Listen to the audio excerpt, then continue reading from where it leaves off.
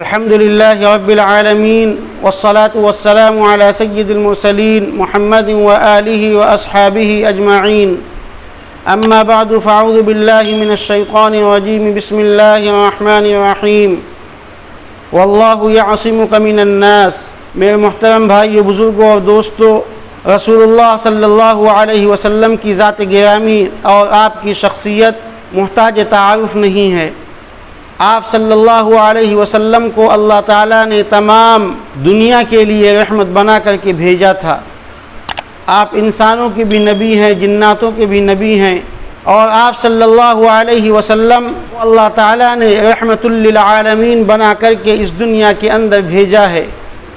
دشمنان اسلام نے ہمیشہ مکے کے اندر بھی اور مدینے کے اندر بھی، بدر و احد کے اندر بھی آپ صلی اللہ علیہ وسلم کو تکلیفیں دینے کی کوشش کی، لیکن اللہ تعالیٰ نے قرآن مجید کے اندر ارشاد فرما دیا تھا کہ واللہ یعصمک من الناس، کہ اے پیغمبر پریشان ہونے کی بات نہیں، اللہ تعالیٰ ان ظالموں سے آپ کو بچائے گا۔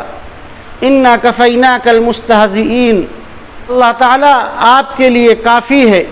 یہ جو لوگ آپ کی بات کے اوپر ہنسی ٹھٹے کر رہے ہیں، آپ کا مذاق اڑا رہے ہیں، اللہ تعالیٰ ان کے لیے کافی ہے۔ تو رسول اللہ صلی اللہ علیہ وسلم کے سلسلے میں گستاخی کرنا، زبان درازی کرنا، آپ کے سلسلے میں زبان کو کھولنا، یہ کوئی نئی بات نہیں ہے، بلکہ رسول اللہ صلی اللہ علیہ وسلم کے زمانے میں بھی یہ چیز ہو چکی ہے۔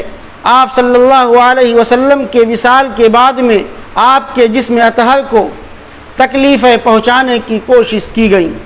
سلطان نور الدین زنگی کا زمانہ ہے، 557 ہجری کا واقعہ ہے کہ سلطان نور الدین زنگی جو نہایت متقی پرہیزگار بادشاہ تھا، ایک عادل بادشاہ تھا، ایک رات نماز تہجد سے فارغ ہو کر سو گیا۔ خواب میں رسول اللہ صلی اللہ علیہ وسلم کی زیارت سے مشرف ہوتا ہے۔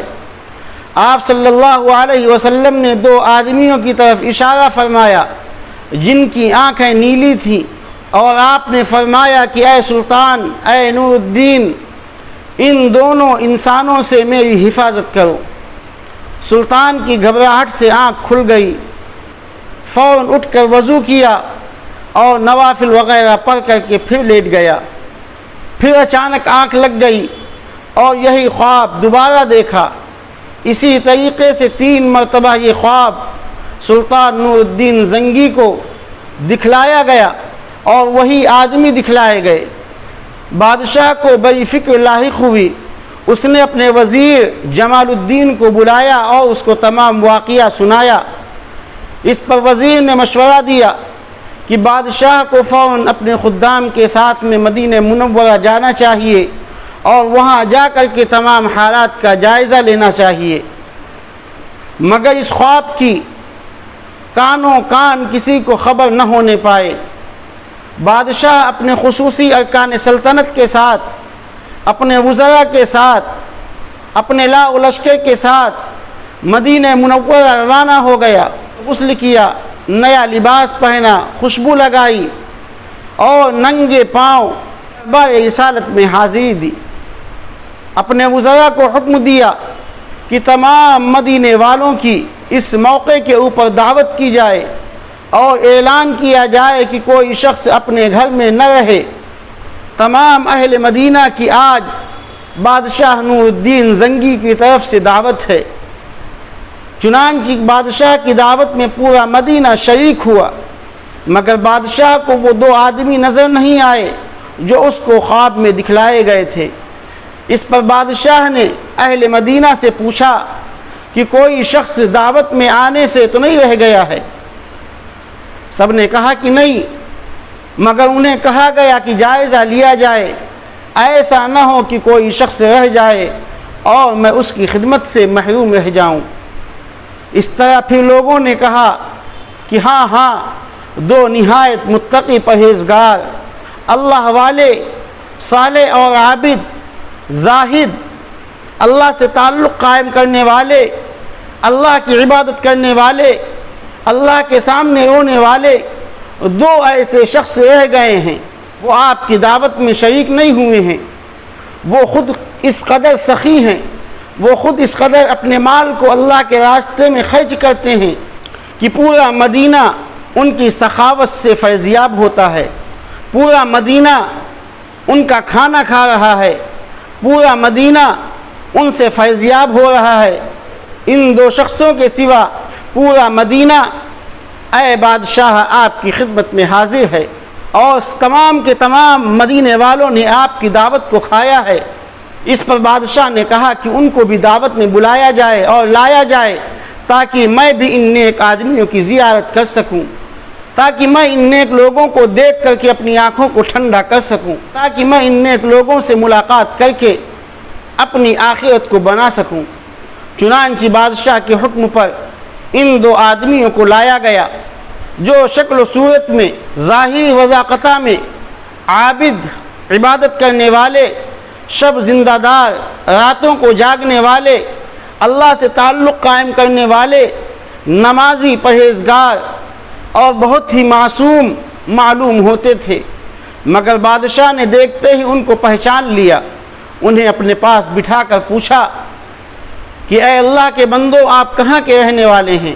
انہوں نے بتایا کہ ہم مغرب کے رہنے والے ہیں، حج کرنے آئے تھے، مگر مدینہ منورہ کی حاضری نے اس قدر مسحور کر دیا کہ ہم مدینے کے ہو کر کے رہ گئے ہیں، اب یہاں سے جانے کو دل نہیں چاہتا ہے، اب صرف اور صرف یہ دل چاہتا ہے کہ صبح و شام دربار رسالت کی حاضری اور عبادت کے سوا ہمارا کوئی مشغلہ نہیں ہے، ہمارا مرنا اور ہمارا جینا مدینہ ہے اور صاحب مدینہ کے لیے ہے، آپ صلی اللہ علیہ وسلم کے لیے ہے۔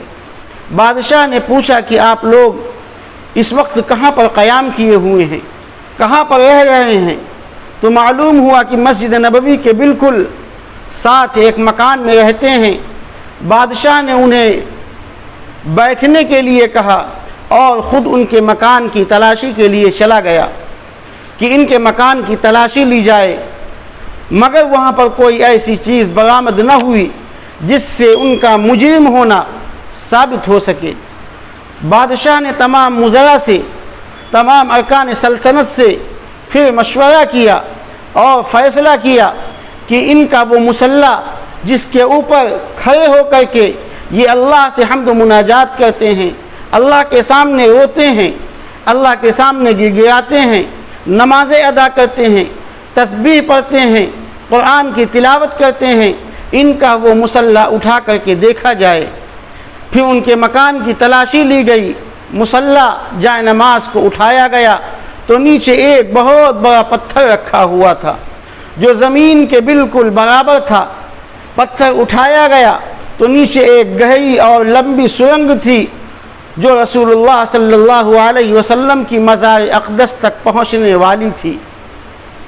کچھ ہی دوری رہ گئی تھی کہ آپ صلی اللہ علیہ وسلم تک وہ لوگ پہنچ جاتے اور آپ کے جسم اطہر کو چرا کر کے اپنے ملک کے اندر لے جانا چاہتے تھے۔ اس سے ان دو بے ایمانوں کی سازش پکڑی گئی، اہل مدینہ کے سامنے ان کا جرم بیان کیا گیا اور ان کو وہیں جلا کر بھسم کر دیا گیا، تاکہ پھر کوئی بے ایمان، اسلام کا دشمن ایسی ناپاک حرکت نہ کر سکے۔ تمہیں بھائی اس طریقے کے واقعات رسول اللہ صلی اللہ علیہ وسلم کی ذات کے ساتھ میں ہوتے رہے ہیں، اور یہ وہی لوگ کرتے ہیں جو مسلمانوں کے دشمن ہوتے ہیں، رسول اللہ صلی اللہ علیہ وسلم کے مشن سے اور آپ کی لائی ہوئی تعلیمات سے جن کو دشمنی ہوتی ہے۔ اللہ سے دعا ہے کہ اللہ تعالی ہم سب کو ایمان پر اور اسلام پر ثابت قدمی نصیب فرمائے، جب تک جئیں تو اسلام پر جئیں، ایمان پر جئیں، اور مرتے وقت اللہ تعالی ہم سب کو کلمہ اسلام نصیب فرمائے۔ وآخر دعوانا ان الحمد للہ رب العالمین۔